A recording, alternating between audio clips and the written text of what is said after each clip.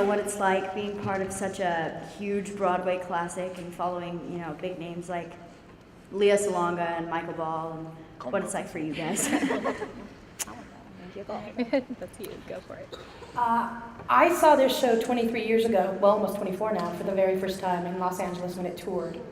And my parents took me to see those kind of shows. I never got to go to New York, I never got to go to Broadway, so tours were my Broadway. And I leaned over in the middle of the show 24 years ago, and I was like, Mom. She was like, what?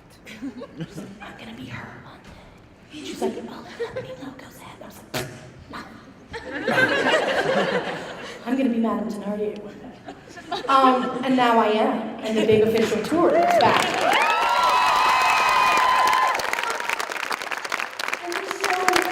It was the start for me. It showed me you could do performing for a living. You could make this your life if you worked hard enough and long enough for it, you know. So it's so important for me to be here, and the fact that I got to play the Amundsen in Los Angeles for 7 weeks, and it's a really big life circle moment for me, but it's an honor that we get to do a show that continues to touch people as much as it does. And so I'm incredibly blessed and happy. Casey, on the bed.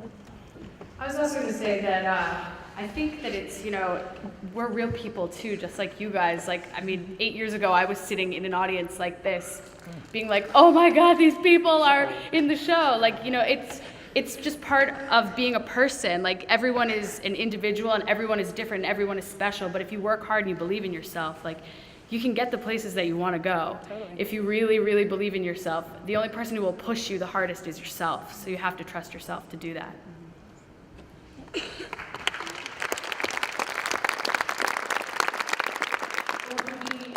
The idea of following in someone's footsteps happens very immediately as an understudy, because I follow in the footsteps of the very marvelous and wonderful Betsy Morgan, who normally plays Fantine. And all I can do as an understudy is to, as we've repeatedly said here, is to be myself and to let myself live in the character and not try to do Betsy's hand gestures or do Betsy's vocal stylings. I have to be me on stage as Fantine and let the text and the character inform my choices, as opposed to informing my choices through watching this spectacular actress that I admire so much. And that's what I would say, if you are playing an iconic role that other people have created and put their stamp on, again, it all goes back to who you are inside and what you bring to it, and your joy and your passion and your investigation into the character. So.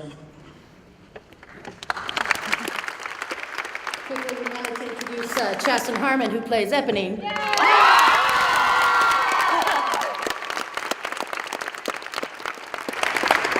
All right. How do you guys express your character through your singing? Like, I just want to know how you guys do that.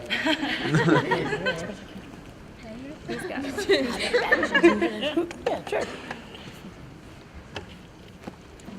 Well, there are a lot of vocal techniques that you can use when you're singing. I think the difference between, say, theater, musical theater, and opera focuses more on the beauty of the voice and the music as really as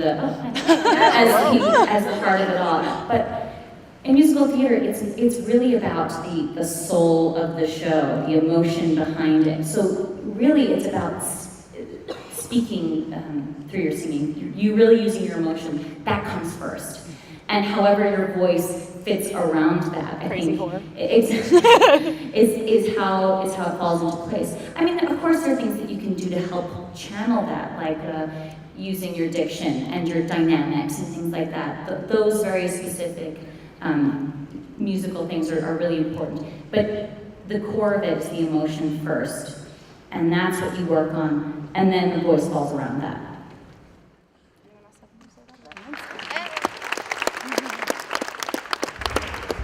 I think when it comes to singing, acting, and expressing your emotion, the key is preparation. Singing is very technical, and you go through a rehearsal process, and you work on a part, and you work on a song, and it's important to feel very, very comfortable with what you're doing, so that when you get on the stage and you get in front of an audience, you can really just connect to the emotion and connect to the words, and trust that the work you've done in rehearsal with the vocal technique is there already, and that you can just really think about what you're saying and what that means to you, and let go of thinking about how you're singing. And that's where preparation comes into play, because, if you're not prepared, you're even more nervous than you are generally when, everyone's nervous when there's an audience there. So the more you can prepare yourself and feel comfortable with what you're doing, the more you can just let go of it and trust that you've done the work when you're on stage.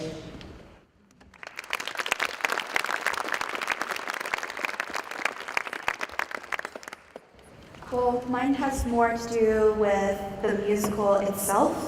What is the easiest thing about the musical?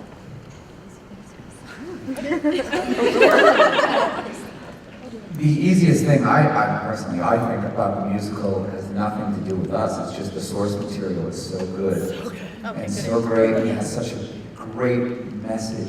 This one man's redemption, and there's no fault in that, and it supports this beautiful musical that they've written and our creative teams put together. But I think that's the key to it. Is the story is just so good and so timeless that 25 years later, this musical is back in full force. It's probably, I'm guessing, older than a lot of you. And I think that's pretty cool. It's rare, and that's because of the source material.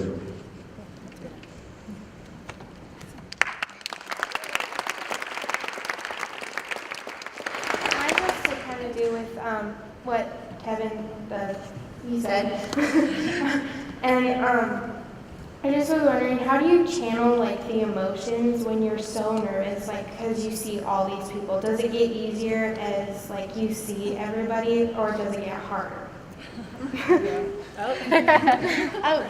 was going to say there's a really fine line between nervous and excitement.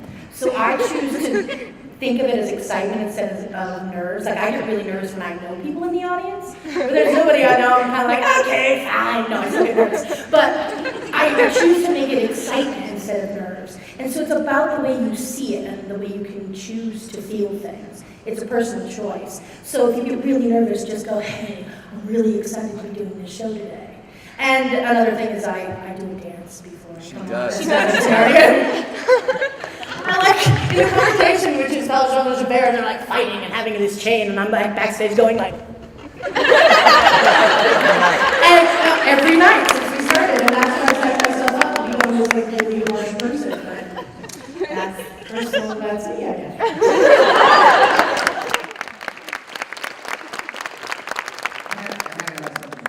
Let me just say something real quick. In my job, what I do is a swing. I don't know if you know what a swing is, but we're ready at any moment to jump in for any role, say for the principals, on stage. So if somebody trips over a button, or literally stuff like that. And you're in your dressing room like, Jason, you're on, get into costume. There's no time for nerves. So you have to kind of learn, and sounds rude, but I don't get nervous when I'm on stage. I get nervous in very small settings, like a black box theater where it's just me singing. Forget it, that's the worst. But up here, I've never been nervous in front of thousands of people. It's just because after the foot, it's kind of a wash, and you're telling the story. But if you're going to do what I'm doing, you kind of need to learn to compartmentalize that nervous energy, because it doesn't serve you at all to do that. And you know this. I was actually going to, you interrupted me. I swang on a show before this. So, swang, the past tense. And I was going to say, I actually used to get really nervous when I would go on stage for the first time in a show. Usually it would get better as the run went on. But after swinging, I realized I have no nerves anymore. It doesn't matter what happens. Even though I only joined the company a couple weeks ago, I don't get nervous. I'm it's fun, and I'm honored to be here and doing this. You have to enjoy it while it's happening, because eventually you won't be doing the show anymore. And you'll be I wasted all that time being nervous. And instead, you should just have fun and enjoy your time.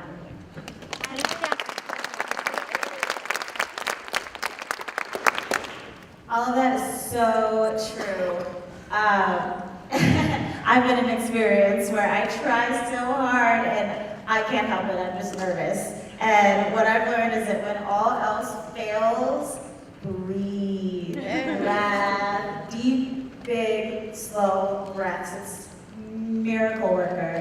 All you gotta do is just center yourself, take a couple slow inhales and exhales, and that will calm yourself and center yourself. If you find yourself even on stage in a moment where you just need to stop and breathe, even when you go for an audition, after you say your hellos, hi, stop, breathe, because then you get in touch with yourself and you can better be organic on stage. What was the easiest thing about doing the show?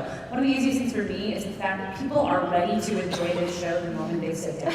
When you're in a new musical, sometimes people are like, oh, okay, sit back and impress me. With this show, they are ready to go on this journey with you, and that energy coming from the audience is incredibly inspirational. The other place that I get my inspiration is from my fellow actors who work so hard and who love this so much, and we get to play with each other on stage and have a great time.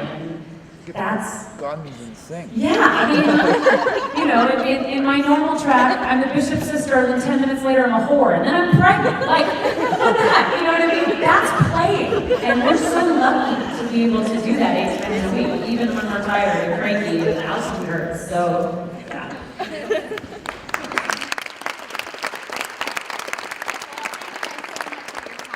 And we really appreciate it because I know you have 2 shows today. One last round of applause for them.